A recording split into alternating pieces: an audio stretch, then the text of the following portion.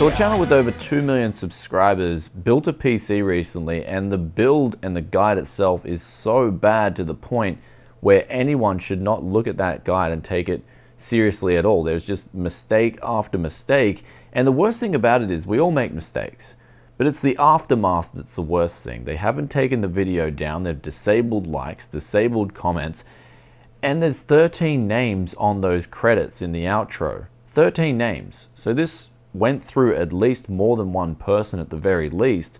So how did they get it so wrong when there are awesome guides on how to build your first PC on the internet? But anyway, we'll start from the start here. He says you need a table. Well, of course, first you need a table. Preferably not metal. If it's going to be metal, have an anti-static working surface layered on top of it. And then he proceeds to put on a wrist strap that isn't even connected to anything, so it serves absolutely no purpose at all. He then states that these are tweezers. Some tweezers to tighten up the wires. When they're clearly zip ties, and you don't need them in this particular case, the 280X, because it comes included with its own zip ties. Then he says you need like a Swiss Army knife, and hopefully it has a Phillips head in it. A Swiss Army knife which hopefully has a Phillips head screwdriver in it. Like, please, just grab yourself a Phillips head screwdriver. They're $1 at thrift stores, and they even come with a magnetized head at that cost. Then he goes on to say, screw in with confidence when you're screwing the screws, but don't screw too tight. And screw in with confidence, but also don't screw in too hard, otherwise you could crack the board. It's just called screw in wrist tight, mate. That's what we call it. So when your wrist can't screw it in anymore, that's when you stop screwing, so you don't cross thread anything. And then later on they install an IO shield, but they call it a brace. Pay close attention to the brace that goes at the back of the computer. You always have to make sure that you really hammer it in. And they actually are, if you look at later in the video at 310, they are using that army knife and the screwdriver on it to do this PC build. Mind blowing. And then 356, I've never heard the use of the word input like this. They're inputting the NVMe into the motherboard. It's not the Matrix, mate. I chose this format of solid state drive so that I could input it into the motherboard without having to worry about extra wires. 421, it looks like they haven't installed the NVMe properly either. There should be a screw that goes under that end part, and then over that you put the screw in, and it installs horizontally, flush. This could cause some problems for your NVMe drive. I'm not too sure because I haven't actually used that motherboard specifically. Then moving on at 523, they say make sure you insert the power supply this way so it doesn't short circuit.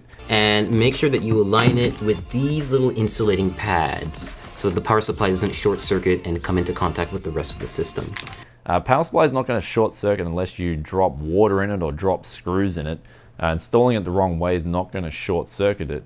But in this case, the 280X, installing it the right way on the vibrator pads is going to make sure that it doesn't vibrate. At 536, this is probably my biggest problem yet. They've mounted the power supply around the wrong way. It's going to be starved of airflow completely. And this is very dangerous. For instance, if you've got a 500 watt power supply, you're going to be running it at 400 watts. That power supply can start to get hot. And if you've got it completely starved of air, it can literally blow up and then take components with you, especially over time. I mean, Corsair power supply is the one they've used, have good safety measures in place, but you don't want to be constantly tripping those safety measures if your computer's just randomly shutting off. The 280X, I've already taken a look at it. It's an amazing case, and you mount it around the other way, and there's a grill there to allow airflow to go into the power supply and then blow out the back. At 6 minutes and 14 seconds, they're using the wrong screws to install the radiator, and they haven't even installed the fans on the radiator, which they don't show them installing in the entire video. So if you're going to install a water cooler in the 280X, just install the fans first. That way you'll know if it lines up and it's not going to hit the motherboard or anything like that, in any case for that matter. And then also use the smaller screws to attach them to the top of the case. He said it took a long time. So there's nothing special about this screwing in process. They're just really long screws because they go through the entire frame of the cooler, and they take forever. No wonder you used the wrong screws. And then later on in the build, they're inserting the CPU pretty much last in the process. And this is actually another dangerous point in this build because you're in a micro ATX case. There's not a lot of room to work with. Installing the CPU first, before you even put the motherboard in the build, is much better so you don't drop it or you don't bend any pins while you're trying to get that CPU in. If you've got limited space to work with, it can be a problem. So and especially in the 280X, just insert your CPU before you even put the motherboard into the case. It's going to make life much easier. The RAM's a different story. Sometimes you've got coolers that may not clear the RAM, so I can understand them installing the RAM after they put the motherboard in the case. But continuing on, they use this bracket and they say you got to use it. So what having this little installer does for you is it's basically a brace that you can apply right to the CPU and light it up with the triangles that you'll see on the bottom left corners. And this will make it easier for us to apply it to the motherboard and then apply thermal paste and then apply a CPU cooler on top. And then when they're inserting the CPU, they don't use it at all. And then at 8 minutes and 17 seconds, they said every cooler comes with thermal paste. So we're about to apply thermal paste to the CPU. Every CPU cooler actually comes with a bit of thermal paste already neatly applied in a circle around it. No, they don't. Some coolers, especially air coolers, will come with just a sticker and some own thermal paste in a tube that you can apply yourself. And then they go on at 8 minutes and 28 seconds to apply extra thermal paste on a Intel Ring Bus CPU. You do not need to apply any extra thermal paste with this Corsair all-in-one. It'll do an absolutely fine job how it is out of the box. But pretty much they just literally make a flood here of thermal paste on the CPU. Now this is a bad thing if that thermal paste you have is capacitive, like Arctic Silver 5 for example. Your computer just won't boot up. So do not apply this much thermal paste, and if you've got a cooler like the Corsair all-in-ones that they're using, you don't even need any extra thermal paste applied. And then we move on to 9 minutes and 6 seconds, and the cable management here is just non-existent. In the past, you guys hear me joke about jungle sandwiches, but this is how a jungle sandwich is born, ladies and gentlemen. People just don't care about how they work with PCs. There's not even a step in this guide to show how to manage cables in a case like the 280X, which is designed for easy cable management. There's room at the back where you can hide cables if you're sloppy with cable management. And then at the front, there's so many easy places to route cables. I don't know how they got this one so wrong. And then at 9 minutes and 12 seconds, they said they made it to the post screen. And we got to the post screen. That's a miracle. 9 minutes and 50 seconds, they're playing like literally the easiest to play multiplayer game out there on a $2,000 PC, and they're capping the frames to 120 FPS and saying you don't really need it. I'm averaging 120 FPS, and that's only because I've actually locked the game to that frame rate, because I can get around 300 FPS playing League on maximum settings, which is a little bit absurd, and you don't really need that, so I've locked it. Competitive gamers actually do need higher frame rates. This is proven. They love high frame rates to get the fastest draw possible so they can get a competitive edge.